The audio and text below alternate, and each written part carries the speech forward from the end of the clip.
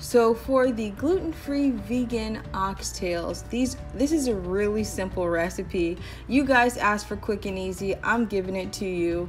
The full recipe is down below. Essentially, it is just veggie grounds, shredded cooked mushrooms, and rice paper. The only trick to this recipe is going to be your seasonings and your bouillon. In a large pot, saute garlic and add your soy sauce. Then you're going to add your brown sugar and start mixing.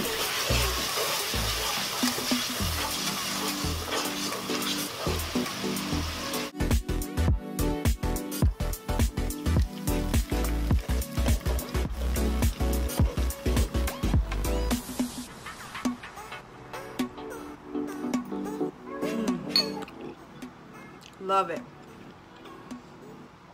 Absolutely love it.